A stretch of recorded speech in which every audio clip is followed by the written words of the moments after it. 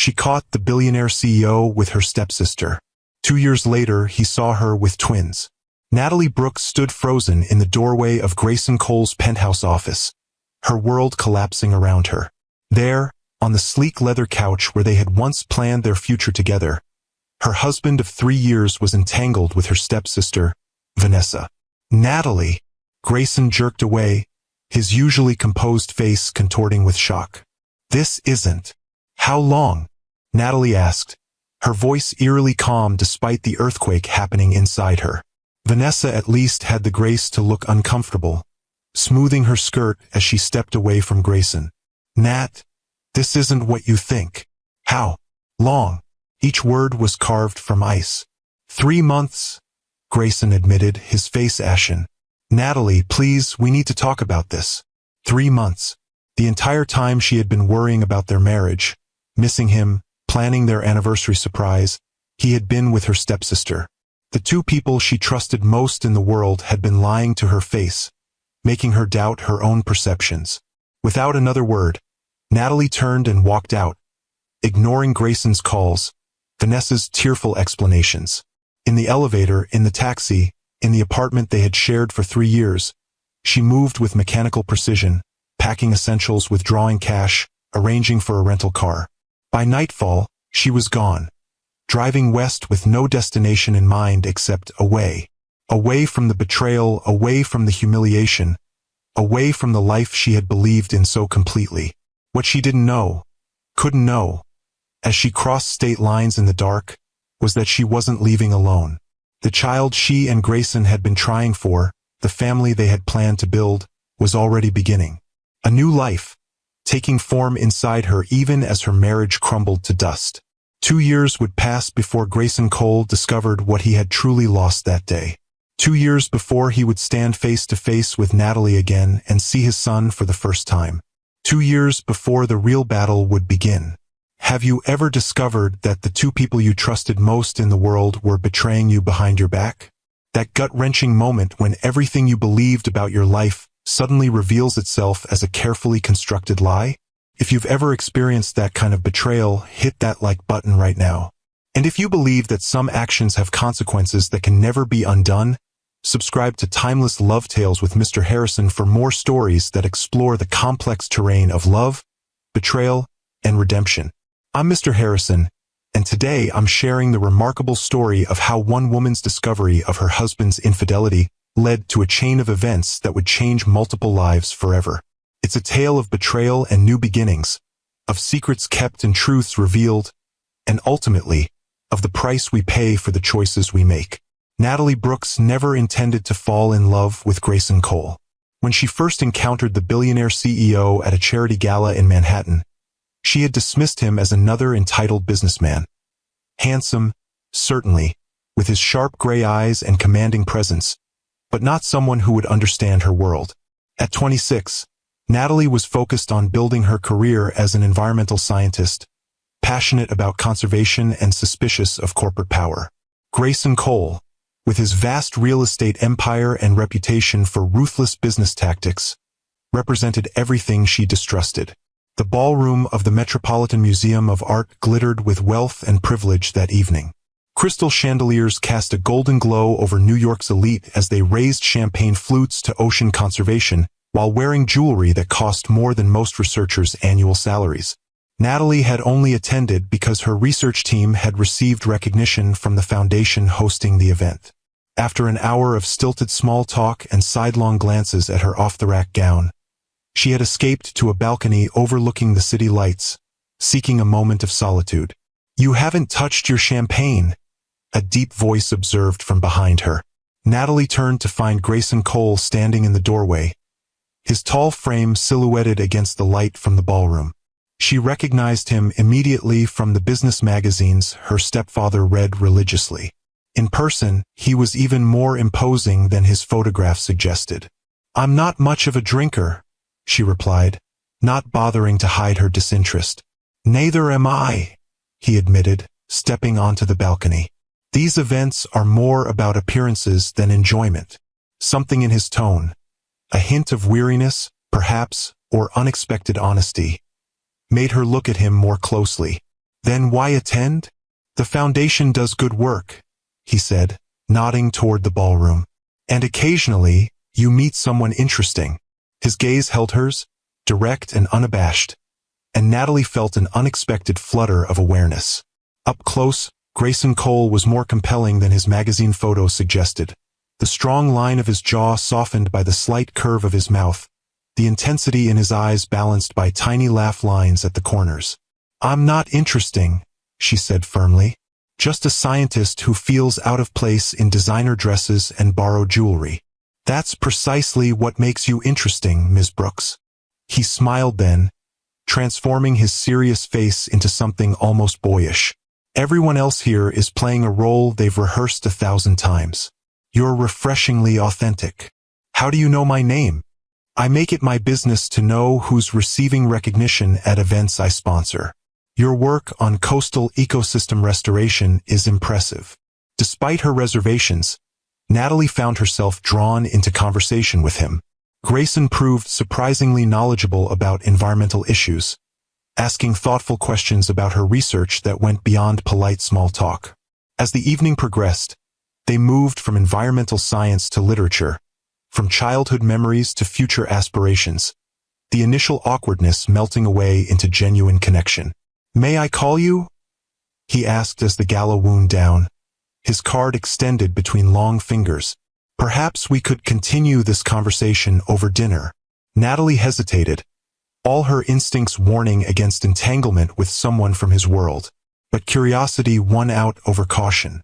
I'd like that, she said, accepting his card and offering her number in return. She expected him to wait the customary 3 days before calling. Instead, her phone rang the very next morning as she was preparing for work. Too soon, Grayson asked when she answered, a smile evident in his voice. Unexpected, she replied honestly.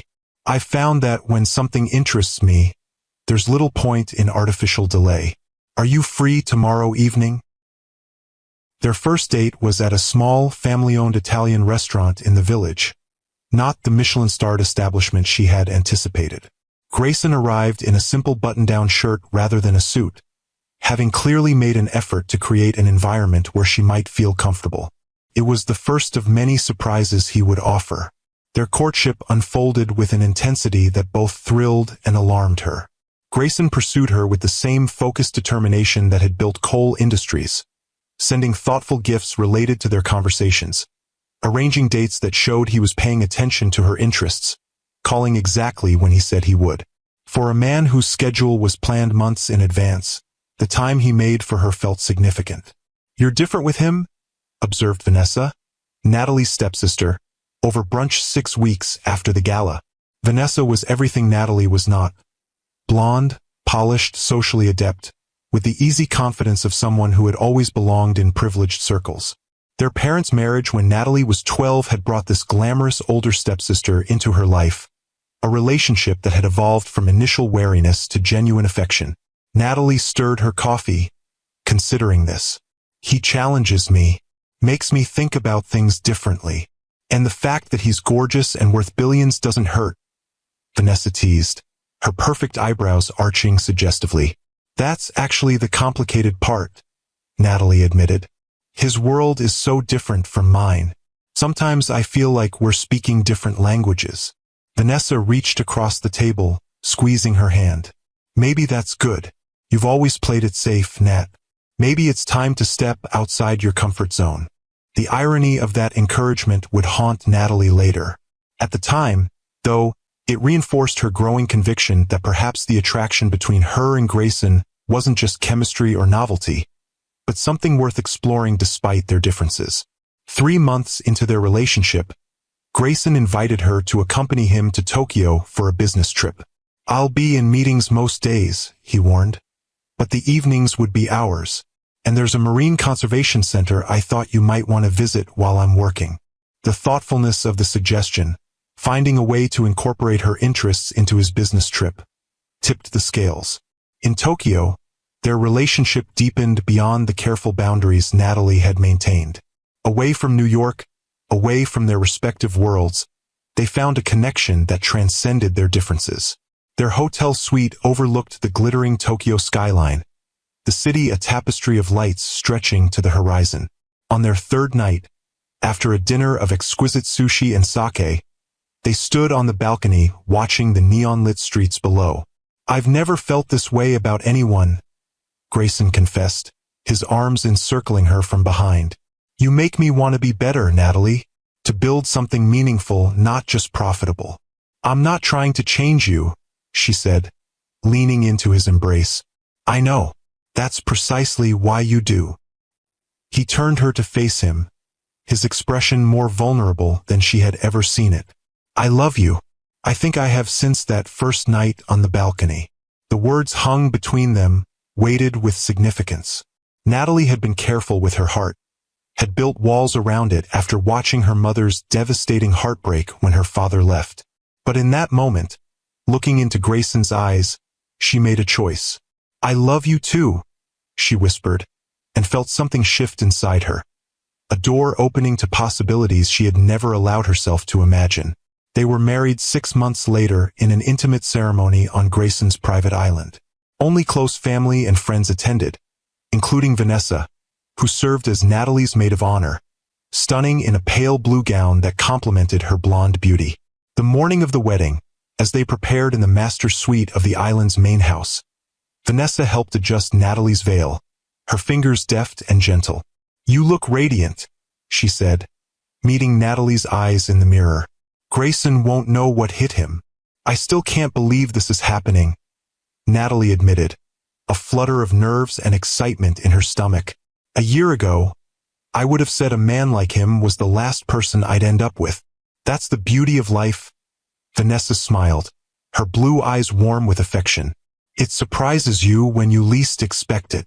The ceremony was simple but elegant, held on a cliff overlooking the turquoise waters of the Caribbean. As Natalie walked toward Grayson, his face illuminated with a joy she had never seen before, she felt a certainty that transcended her usual caution. This was right. This was where she belonged. If you've ever taken a chance on love despite all the reasons it shouldn't work, give this video a thumbs up. Sometimes the heart recognizes what the mind can't yet comprehend, and the greatest adventures begin when we step outside our comfort zones. The first year of marriage was a delicate balance of adjustment and discovery. Natalie continued her research work, refusing Grayson's offer to fund her own foundation. "I need to earn my accomplishments, not have them handed to me," she explained when he presented the proposal, complete with letterhead and mission statement. Grayson respected her independence but struggled sometimes to understand her reluctance to fully embrace the privileges his wealth provided. "You're my wife," he said one night after she declined to use the company jet for a research trip. "Using our resources isn't taking advantage. It's practical." "They're your resources," she corrected gently. "And I need to maintain my professional credibility. Showing up to field research in a private jet doesn't exactly align with environmental conservation values." These small tensions were balanced by profound moments of connection. Quiet evenings at home when Grayson would read scientific journals to better understand her work. Weekends when Natalie would listen attentively as he explained complex business strategies, both of them building bridges to each other's worlds. Their different backgrounds manifested in other ways too. Natalie remained close to her mother, a high school art teacher who had raised her alone after her father abandoned them when Natalie was 7. Later, when her mother remarried and Vanessa entered their lives, Natalie had gained not just a stepfather, but a sister who became her closest confidant despite their different personalities. Grayson, by contrast, rarely spoke of his family. His parents had died in a car accident when he was 19, leaving him to raise his younger brother while simultaneously taking over the struggling family business. That dual responsibility had shaped him profoundly, instilling both his legendary work ethic and his difficulty with vulnerability. "You never really had time to grieve," Natalie observed one night, after he'd shared rare memories of his parents. They were lying in bed, the Manhattan skyline glittering beyond their bedroom windows. Grayson's face was half in shadow, his profile sharp against the darkness. "There wasn't that luxury," he said simply. "Alexander needed stability, and the business was failing. I did what was necessary." and built an empire in the process. A shadow crossed his face. At a cost. Alexander resented me for years, felt I was trying to replace our father. And I missed most of his adolescence because I was working constantly. You did your best, Natalie said, touching his face gently. You were barely more than a child yourself. Perhaps, he acknowledged. But I've learned that intentions don't matter as much as impact. Something to remember if we ever have children of our own. The subject of children became more frequent in their conversations as they approached their second anniversary. Natalie, initially hesitant about motherhood given her career ambitions, found herself increasingly drawn to the idea of building a family with Grayson. You'd be an amazing father, she told him one morning as they watched their friend's toddler playing in the garden of their Hamptons home. Patient but firm, like you are with your junior executives. He laughed, pulling her close. I'm not sure managing a multinational corporation is quite the same as raising a child. No, she agreed. But the core qualities are similar. Consistency, fairness, the ability to see potential and nurture it. Something shifted in Grayson's expression. A softening, a vulnerability that still emerged rarely. With you as their mother, our children would have everything that matters. Your compassion, your integrity, your brilliant mind. They began trying for a baby that month, adding a new dimension of intimacy to their relationship. Natalie found herself dreaming of a child with Grayson's determined gray eyes and her own unruly dark curls. A perfect blend of them both. As their third anniversary approached, however, subtle changes began to appear in their carefully balanced life.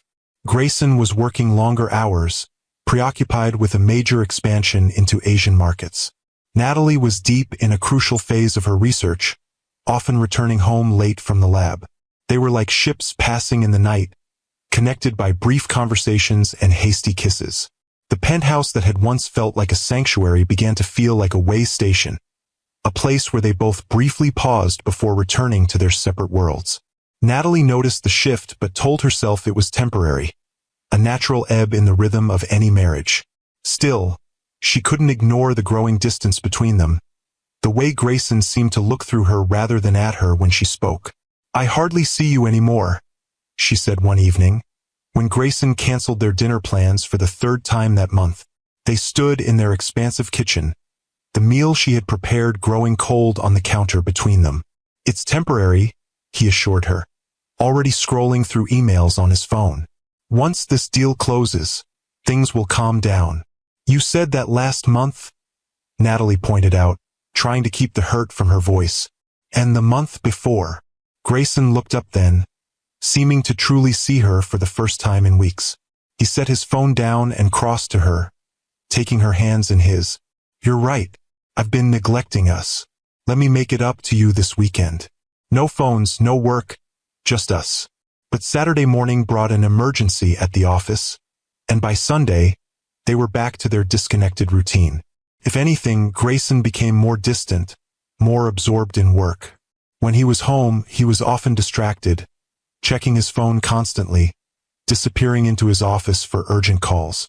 Vanessa, who had recently moved to New York after a divorce, became Natalie's sounding board during this difficult period. They met regularly for lunch or coffee, their childhood bond strengthened by Vanessa's return to the city. All marriages go through phases, she reassured Natalie over lunch at their favorite bistro. Grayson's under enormous pressure with this expansion. I know, Natalie sighed, pushing her salad around her plate. I just miss him, the real him. Not this distracted workaholic who happens to sleep in my bed. Have you told him how you feel? I've tried. He listens, promises to do better, and then nothing changes. Vanessa reached across the table, squeezing her hand sympathetically. Men like Grayson are complicated. They compartmentalize. Maybe he needs a more dramatic reminder of what matters. Taking her stepsister's advice, Natalie planned a surprise weekend away, a return to Tokyo, where they had first declared their love. She arranged everything meticulously, coordinating with Grayson's assistant to clear his schedule, packing his favorite clothes, even booking the same hotel suite with its spectacular view. The trip was scheduled to coincide with their 3rd anniversary. Natalie planned to surprise him at his office, whisk him directly to the airport in a grand romantic gesture that would remind them both of what mattered beyond work and daily routines. The morning of the surprise, Natalie woke with a strange mixture of excitement and apprehension. Something felt off, a subtle disquiet she couldn't name. She dismissed it as nerves and focused on the final preparations, confirming the car service, double-checking their passports, making sure the champagne would be chilled and waiting in their suite upon arrival. She arrived at Cole Industries headquarters unannounced, excitement fluttering in her stomach as she took the private elevator to the executive floor. The receptionist greeted her warmly. She was still Mrs. Cole here, still accorded the deference due to the CEO's wife, despite her infrequent visits. "Is he in?" Natalie asked, nodding toward Grayson's office. "Yes, Mrs. Cole, but—" The receptionist hesitated, something flickering in her eyes that Natalie couldn't quite read. "He asked not to be disturbed." "It's all right," Natalie assured her with a smile. "I think he'll make an exception for me." Grayson's assistant was conspicuously absent from her desk.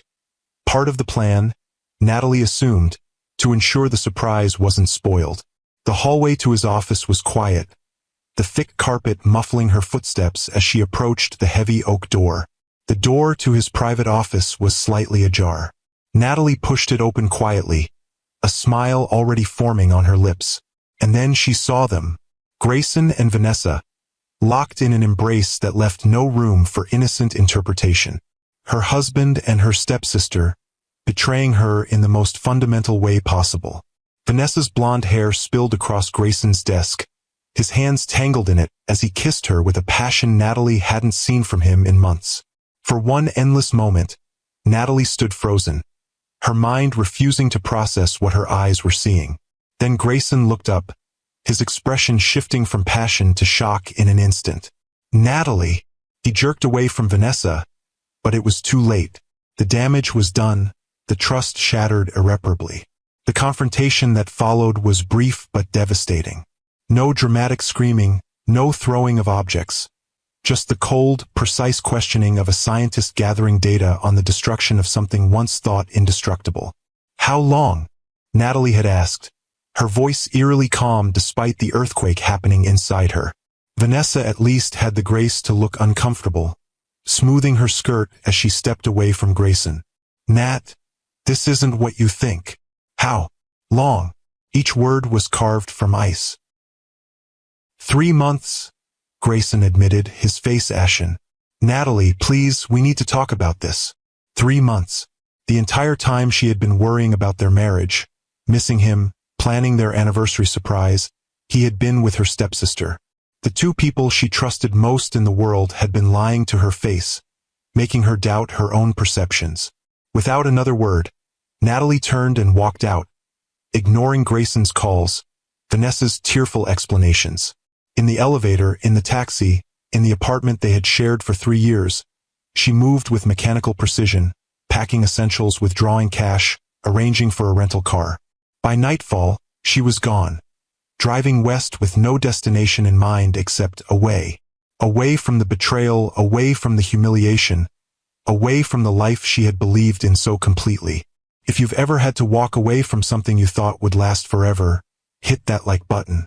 Sometimes the hardest decisions are the ones we make in moments of absolute clarity, when the path forward suddenly becomes unmistakable, even if it leads into the unknown. The first few days after Natalie left New York were a blur of highways and anonymous motel rooms. She drove without purpose, stopping when exhaustion demanded, eating when her body reminded her of the necessity, but otherwise existing in a state of suspended animation. The betrayal played on endless loop in her mind. Grayson and Vanessa, the two people she had trusted most, locked in an embrace that destroyed everything she had believed about her life. Her phone buzzed constantly with calls and messages from Grayson, from her mother, even from Vanessa. She ignored them all, eventually buying a prepaid phone and leaving her old one in a trash can at a rest stop in Ohio. She wasn't ready to talk to anyone, wasn't ready to hear explanations or apologies or pleas to return. On the 5th day, somewhere in the rolling hills of Kentucky, nausea hit her with unexpected force. She barely made it to the side of the road before emptying her stomach into a ditch. Food poisoning, she thought, remembering the questionable diner where she'd eaten breakfast. But when the nausea returned the next morning, and the morning after that, a different possibility began to take shape in her mind. In a small drugstore in a town whose name she wouldn't remember, Natalie bought a pregnancy test with cash, her hands trembling slightly as she handed the money to the clerk. In the grimy bathroom of a gas station, she waited the prescribed 3 minutes, watching the second hand of her watch tick with agonizing slowness. 2 lines. Positive. Pregnant. The irony wasn't lost on her. After months of trying, after temperature tracking and ovulation kits and carefully timed intimacy, she was pregnant now, when her marriage was in ruins. A child conceived in what she had believed was love, now growing inside her as she fled from betrayal. For the first time since leaving New York, Natalie cried. Not the quiet tears of shock or the hot tears of anger, but deep, wrenching sobs that seemed to come from the very core of her being. She cried for the life she had lost, for the trust that had been broken, for the child who would be born into this complicated mess of love and betrayal. When the tears finally subsided, Natalie looked at herself in the spotted mirror of the gas station bathroom. Her face was blotchy, her eyes swollen, but something had shifted in her expression. A determination, a resolve that hadn't been there before. "We'll be okay," she whispered, one hand resting on her still flat stomach. "Whatever happens, we'll figure it out together." That night, in a slightly better motel room than she'd been staying in, Natalie made a plan. She couldn't keep driving aimlessly. She needed stability, healthcare, a place to prepare for the baby. And she needed to be somewhere Grayson wouldn't easily find her. At least not until she had figured out what she wanted, what was best for her child. She remembered a small coastal town in Oregon where she had conducted research during graduate school. Pacific Grove was far from New York, both geographically and culturally, with a close-knit community and a slower pace of life. It had a decent hospital, affordable housing, and most importantly, no connections to her life with Grayson. 2 days later, she arrived in Pacific Grove, the ocean air a welcome change from the recycled atmosphere of her car. The town was much as she remembered it. Charming Victorian houses lining the streets near the water, small local businesses instead of chain stores, friendly faces that nodded hello to strangers. Natalie found a small furnished apartment above a bookstore, paid 3 months' rent in advance with cash, and introduced herself to the landlady as Natalie Brooks, reverting to her maiden name for the first time in 3 years. She claimed to be recently widowed, a lie that felt necessary to avoid questions about a missing husband. "Such a tragedy, losing your husband so young," clucked Mrs. Abernathy, the elderly landlady, as she handed over the keys. "But Pacific Grove is a healing place. The ocean has a way of washing away grief." If only it were that simple, Natalie thought, but she smiled and thanked the woman for her kindness. The next few weeks were a crash course in rebuilding a life from scratch. Natalie found a job at the local Marine Research Center, her credentials impressive enough to overcome her lack of recent references. She located an obstetrician who accepted her vague explanations about having recently moved and needing to transfer her care. She began creating the framework of a new existence, one day at a time. At her first ultrasound appointment, 12 weeks into her pregnancy, Natalie received another shock. The technician moved the wand over her slightly rounded belly, then paused, a smile spreading across her face. "Well, Mrs. Brooks, it looks like you're having twins." "Twins?"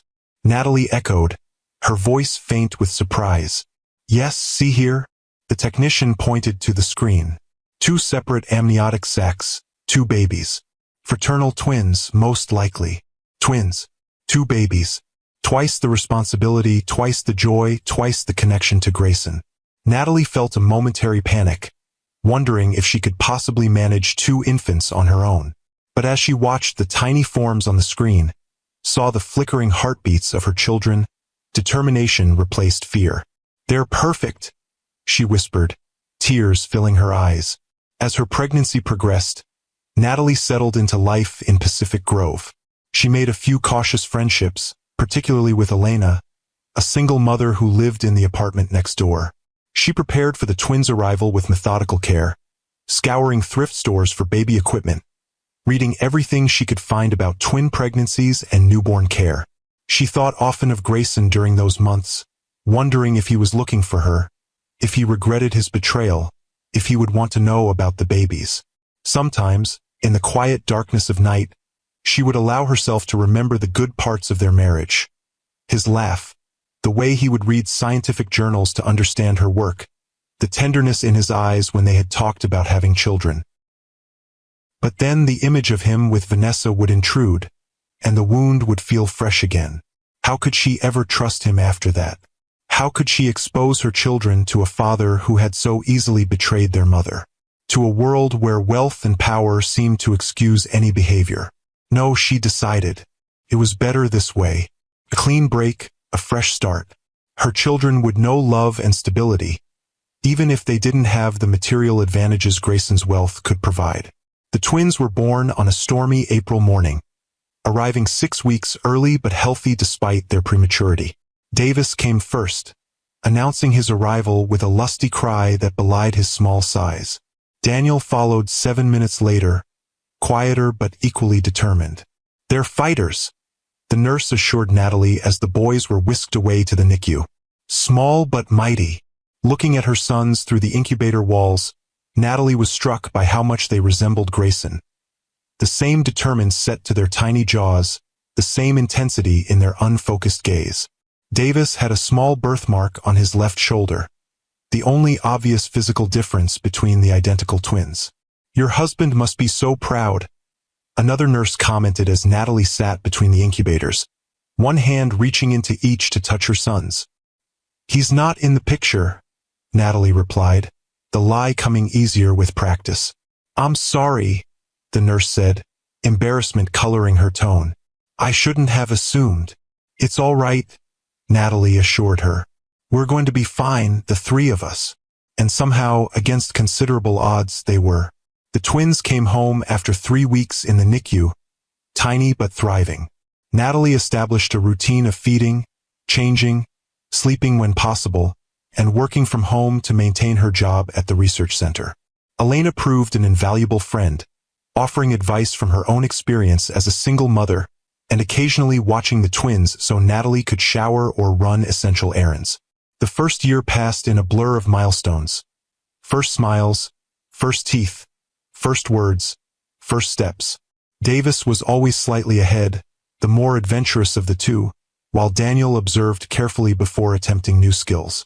They were different in temperament but united in their bond, often communicating in what seemed like a private language only they understood. Natalie took thousands of photos, documenting every moment of their development. Sometimes, looking at these images, she would feel a pang of guilt that Grayson was missing all of this. But then she would remember the look on his face when she caught him with Vanessa, and the guilt would dissolve into renewed resolve. She was careful about her digital footprint, avoiding social media entirely and using cash whenever possible. She had no illusions about Grayson's resources. If he was truly determined to find her, he had the means to do so. But as months passed without any sign of him, she began to believe that perhaps he had accepted her disappearance, had moved on with his life as she was attempting to do with hers. By the twins' second birthday, Natalie had created a stable, if modest, life for her little family. She had been promoted at the research center, allowing them to move to a small house with a yard where the boys could play. They had traditions and routines, a community of friends, a sense of belonging in Pacific Grove that made New York feel like a distant dream. If you're raising children on your own, whether by choice or circumstance, give this video a thumbs up. The strength it takes to be both mother and father, to provide not just financially but emotionally for your children, is something only those who have walked that path can truly understand. It was a crisp autumn afternoon when Natalie's carefully constructed new life collided with the past she had fled. She was pushing the twins in their double stroller through the farmer's market, laughing at Daniel's attempt to pronounce pomegranate, when she felt it, that prickling awareness at the back of her neck, the sensation of being watched. She turned, scanning the crowd with the heightened alertness of a prey animal sensing a predator. And there he was, Grayson Cole, looking both familiar and foreign in casual clothes instead of his usual bespoke suits. His dark hair was longer than she remembered, his face leaner, but his eyes, those penetrating gray eyes that had once made her heart race, were fixed on her with an intensity that made her blood run cold. Then his gaze dropped to the stroller, to the identical faces of the twin boys with his strong jaw and her warm brown eyes, and his expression transformed into something Natalie couldn't read. Something between shock, wonder, and a terrible, dawning fury. "Twins," he said, the single word carrying the weight of 2 years of secrets and lies. Natalie instinctively stepped between him and the stroller. "You need to leave. They're mine." It wasn't a question. "They're mine," she corrected, her voice steady despite the earthquake happening inside her. "You lost any claim to them the moment I found you with my sister." People were beginning to stare, curious about the tension crackling between the beautiful young mother and the imposing man blocking her path. Grayson noticed too, his business instincts kicking in. Public scenes were bad for the Cole Industries brand. "We need to talk," he said, lowering his voice. "Privately. We have nothing to discuss." 2 years, Natalie. His voice was controlled, but she could hear the anger simmering beneath. 2 years you've kept my sons from me. Did you think I wouldn't find out? That I wouldn't come for them? Fear sliced through her. This was exactly what she had dreaded since the moment she'd seen those 2 heartbeats flickering on the ultrasound screen.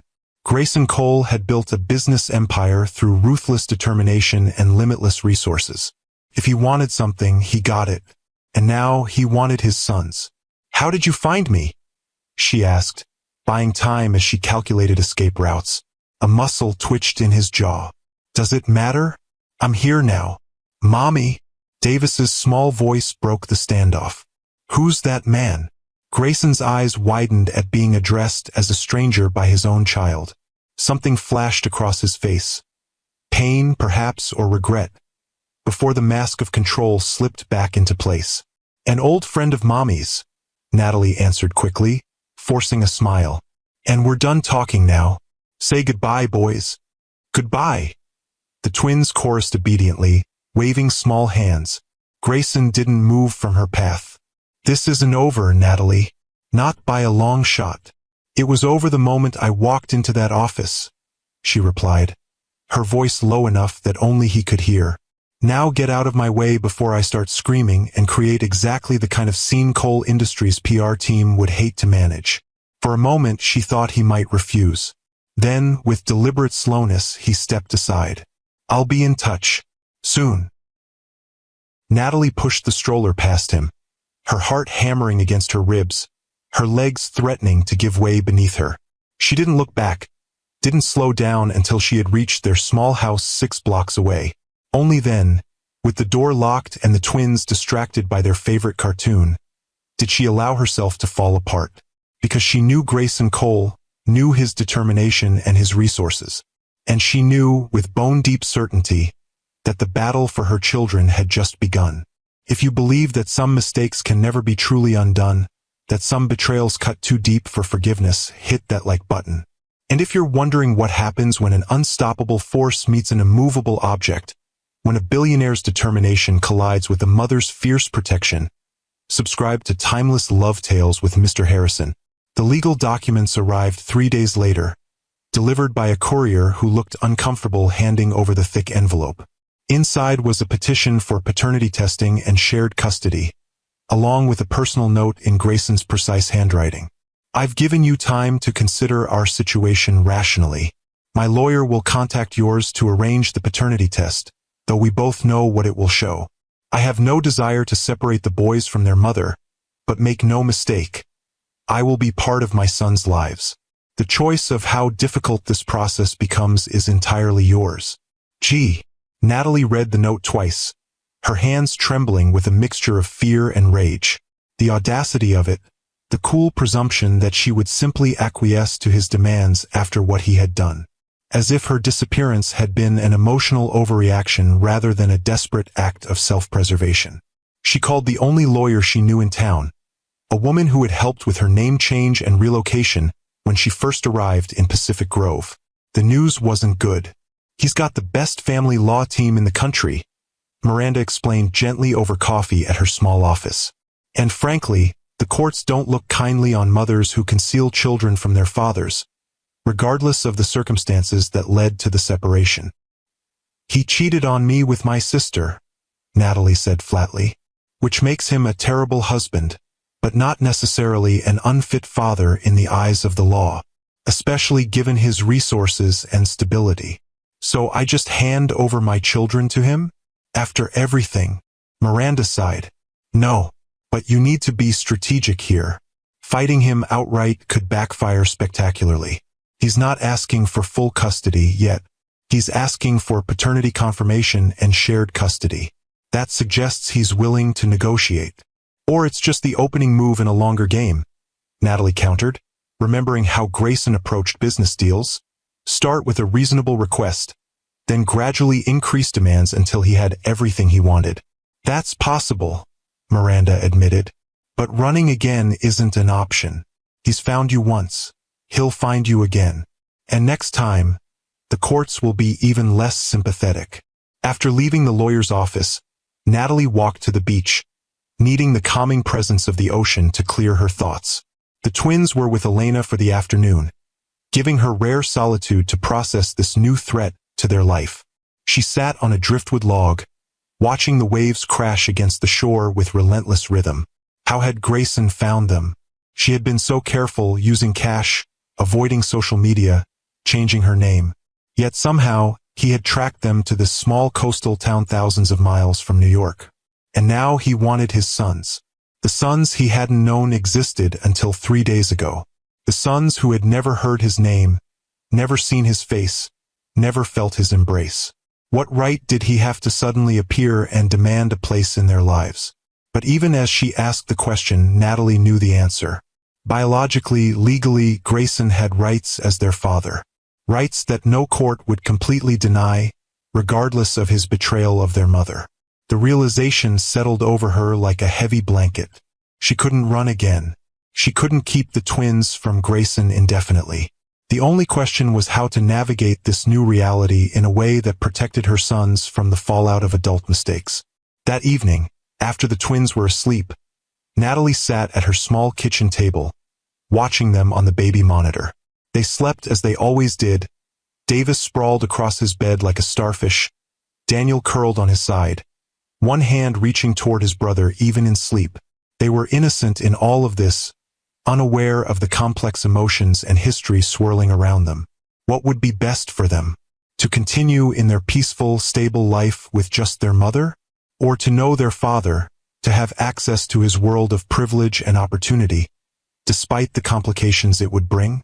Natalie had no easy answers, but she knew she couldn't make this decision based solely on her own hurt and anger. She had to think of Davis and Daniel, of their future, of what they would want when they were old enough to understand. The next morning, she called the number on Grayson's lawyer's business card. "I'll agree to the paternity test," she said without preamble when the attorney answered. "But I want a meeting with Grayson first. Alone. No lawyers, no witnesses. Just us." There was a pause. Then, "I'll convey your request to Mr. Cole." The meeting was arranged for the following evening at a neutral location, a private dining room in an upscale restaurant downtown.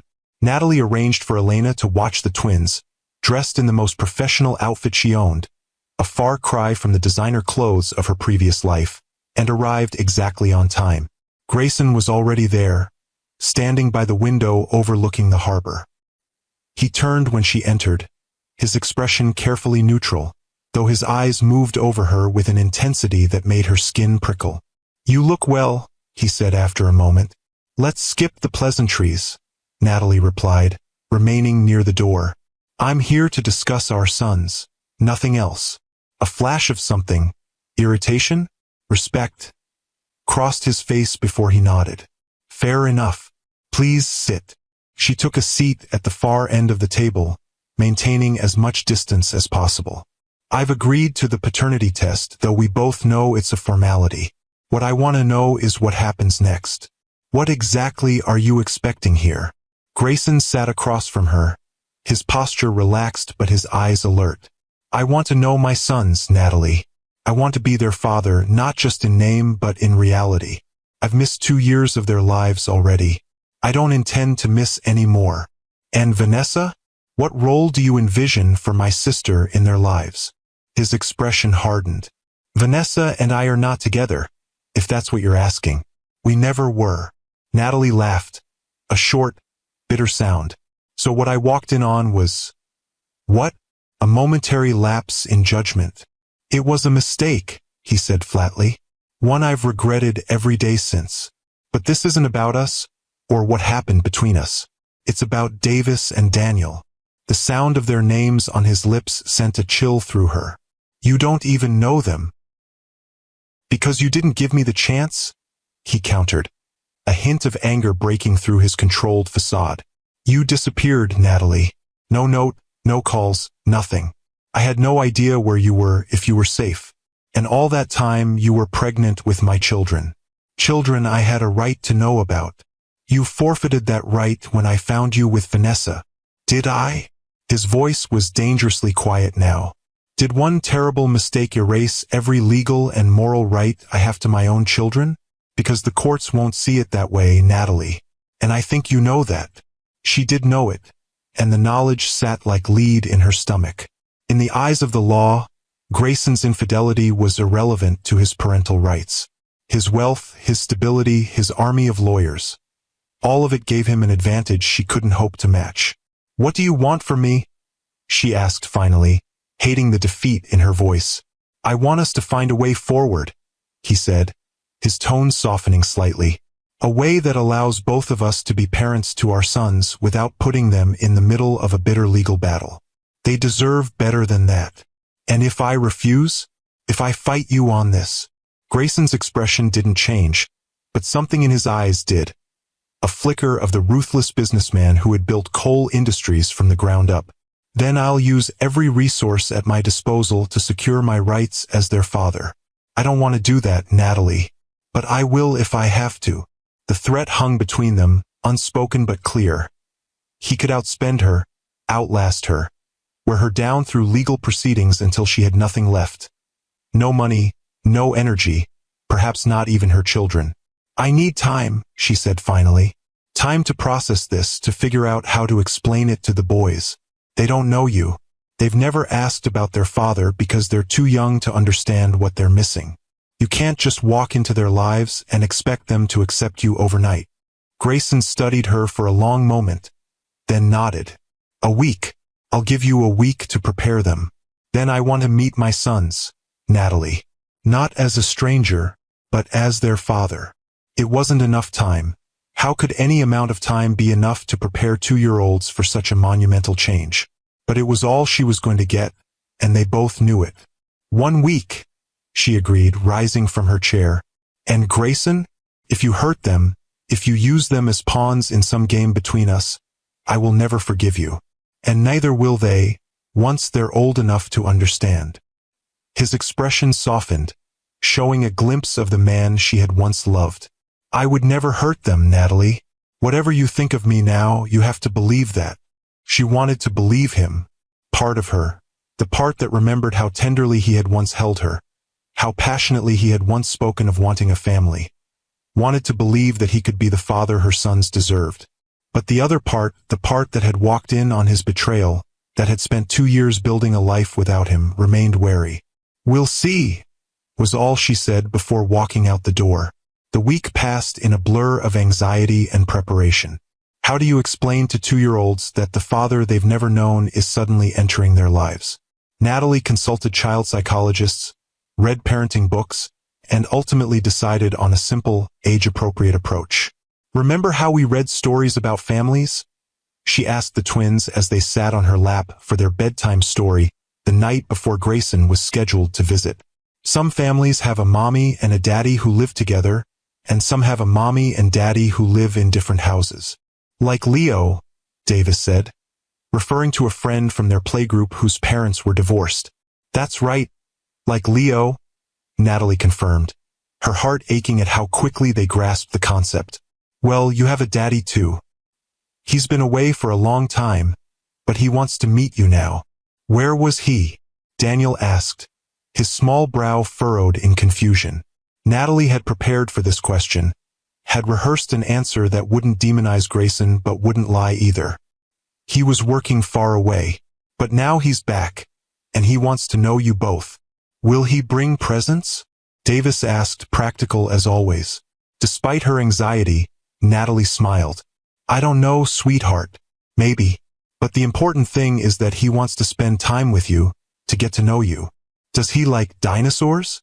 Daniel wanted to know, clutching his beloved T-Rex plushie. You can ask him tomorrow when he visits, Natalie said, amazed at how easily children accepted new information, how adaptable they were compared to adults.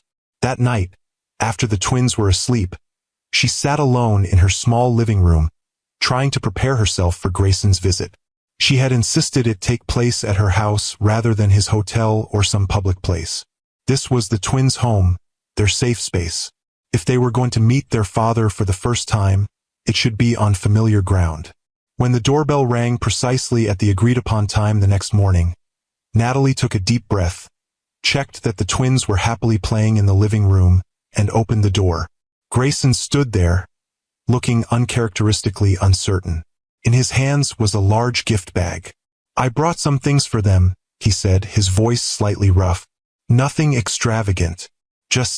I asked my assistant to research what 2-year-old boys might like. The vulnerability in his expression caught Natalie off guard.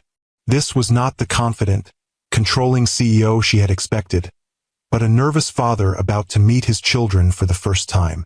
They're playing in the living room, she said, stepping back to let him in. I've told them a little about you, but they're 2. Their attention span is limited, and they might be shy at first. Grayson nodded, following her into the modest house. He looked out of place here, his expensive casual clothes and commanding presence at odds with the simple, homey surroundings. But when his gaze fell on the twins, everything else seemed to fade away. Davis and Daniel were building a tower with wooden blocks, their dark heads bent in concentration, their small hands working in the synchronized rhythm they often displayed. They looked up at the sound of footsteps, their identical faces curious but not alarmed by the stranger's presence. Boys, Natalie said, keeping her voice calm and positive. This is your daddy. He's come to meet you. Grayson crouched down to their level, his movements careful, as if approaching wild animals he didn't want to startle. Hello, Davis. Hello, Daniel, he said softly. I'm very happy to meet you. The twins looked at him with identical expressions of assessment, then glanced at their mother for reassurance. When Natalie nodded encouragingly, Davis, always the bolder of the two, spoke first. Are you really our daddy? Yes, Grayson answered, his voice steady despite the emotion Natalie could see in his eyes. I am. Where were you? Daniel asked, echoing his question from the night before. I was. Grayson hesitated, looking to Natalie for guidance. Working far away, she supplied, the agreed-upon explanation. Yes, he confirmed. But I'm here now, and I'd like to get to know you both. Would that be okay? The twins considered this with the serious deliberation they applied to all new situations.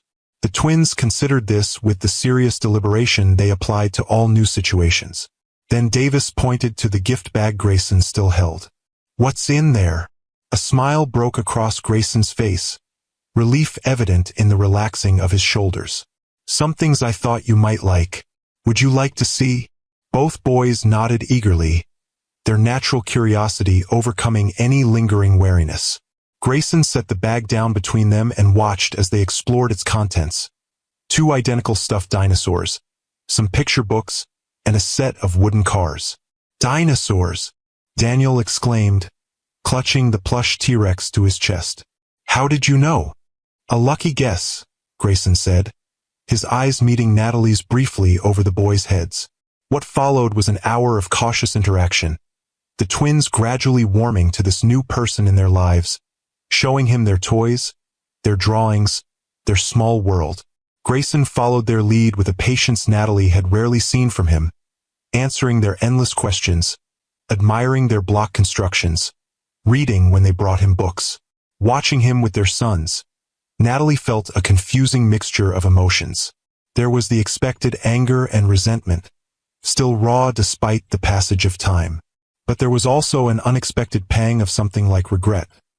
Not for leaving, but for the fact that circumstances had made leaving necessary. In another reality, one where trust hadn't been shattered, this scene of father and son's bonding would have been a joyful milestone rather than a complicated negotiation. "They're extraordinary," Grayson said quietly when the twins had finally tired of showing off and returned to their blocks. He and Natalie sat at the small kitchen table, watching the boys play. "You've done an amazing job with them." "They made it easy," Natalie replied. "They're good boys. They're happy, secure." His gaze remained on the twins, his expression thoughtful. "I was prepared for, I don't know, fear, confusion. But they're so well adjusted. Children are resilient when they feel safe and loved." Grayson nodded, then finally looked at her directly. "I want to be part of their lives, Natalie. Not just occasional visits or holidays. Real involvement." "And how exactly would that work? Your life is in New York. Ours is here." "I've been thinking about that." He leaned forward slightly, his voice low enough that the twins couldn't hear. "Coal Industries has been considering a West Coast headquarters for years. I could accelerate those plans, establish operations here." Natalie stared at him, taken aback by the scale of what he was suggesting. "You would relocate your entire company for this? For them?" He glanced at the twins. "Yes," without hesitation. The conviction in his voice was unmistakable. This wasn't a negotiating tactic or a temporary concession. This was Grayson Cole, the man who had built an empire through sheer determination, applying that same focus to fatherhood. "What about Vanessa?" Natalie asked, the question that had been hovering between them since their reunion. A shadow crossed his face. "That ended the day you left. It was never." He paused, seeming to search for the right words. "It wasn't what you think. Not an affair, not a relationship. It was a mistake. A terrible, inexcusable mistake that cost me everything that mattered. You expect me to believe it was just one time? No, it wasn't just once." His honesty surprised her. "It happened 3 times over those 3 months. Always when I was working late, always when I was stressed about the Asian expansion." "I'm not offering excuses, Natalie. There is no excuse. But it wasn't an ongoing affair, and it certainly wasn't love. Does that make it better? No, nothing makes it better. I betrayed you in the worst possible way, with someone you trusted. I can't undo that. All I can do is try to be a better man now, for our sons." Natalie was silent for a long moment, watching the twins play. They had already accepted Grayson's presence with the easy adaptability of childhood, incorporating this new person into their world without the weight of history and betrayal that colored her own perspective. "I need to think about all this," she said finally. "About what arrangement would be best for Davis and Daniel." "Of course." Grayson stood, understanding that their time was up for today. "May I see them again tomorrow?" Natalie nodded. "They'll be expecting you now." "But Grayson, this doesn't mean I've forgiven you, or that I trust you." "I know." He looked at her with an intensity that reminded her of their early days together. "But I hope someday you might. Not for my sake, but for theirs. They deserve parents who can at least be civil to each other." After he left, after the twins had been put to bed with excited chatter about their new daddy and his promised return tomorrow, Natalie sat alone on her porch, watching the stars emerge over the Pacific. The day had gone better than she had feared, but had left her with more questions than answers. Could she truly co-parent with Grayson after everything that had happened? Could she set aside her own hurt and anger for the sake of her sons? And if Grayson did relocate to Pacific Grove, how would that change the delicate balance of the life she had built here? There were no easy answers, no clear path forward. But looking back at the house where her sons slept peacefully, Natalie knew one thing with certainty. Whatever happened next, whatever arrangement they eventually reached, her priority would remain the same. Davis and Daniel deserved the best of both their parents, deserved to grow up knowing they were loved unconditionally, regardless of the complicated history between the adults in their lives. The next morning, as she prepared breakfast for the twins, her phone chimed with a text from Grayson. "Thank you for yesterday, for giving me the chance to meet them. They're everything I could have hoped for and more. I'll be there at 10 as agreed." Reading the message, Natalie felt something shift inside her. Not forgiveness, not yet, but perhaps the first tentative step toward a new understanding. The man who had betrayed her 3 years ago and the father who had sat patiently building block towers with his sons yesterday were the same person, with all the complexity and contradiction that entailed. People could change. She had changed in these past 2 years, growing stronger, more resilient, more certain of her own worth. Perhaps Grayson had changed too. The shock of losing his family forcing him to confront parts of himself he had previously ignored. Only time would tell if that change was genuine and lasting. Only time would reveal whether they could build a new kind of relationship, not as husband and wife, but as parents committed to raising their sons with love and respect. As Davis and Daniel raced into the kitchen, chattering excitedly about seeing their daddy again, Natalie made a silent promise to herself and to them. She would approach this new chapter with caution but also with hope. Hope that from the ashes of betrayal, something valuable might yet emerge. Not the fairy tale she had once believed in, but something real and enduring, built on harder truths and deeper understanding. Because sometimes the most important journeys begin not with a single step, but with the courage to try again after falling. And sometimes the most meaningful relationships are not those that unfold perfectly from the start, but those that survive the harshest storms and emerge transformed on the other side. If this story resonated with you, if you believe in second chances but also in holding people accountable for their actions, hit that like button and subscribe to Timeless Love Tales with Mr. Harrison. Share your thoughts in the comments below about forgiveness, about co-parenting after betrayal, about what children truly need from the adults in their lives. Because in the end, the most powerful stories are those that remind us of our shared humanity, our capacity for both terrible mistakes and remarkable redemption.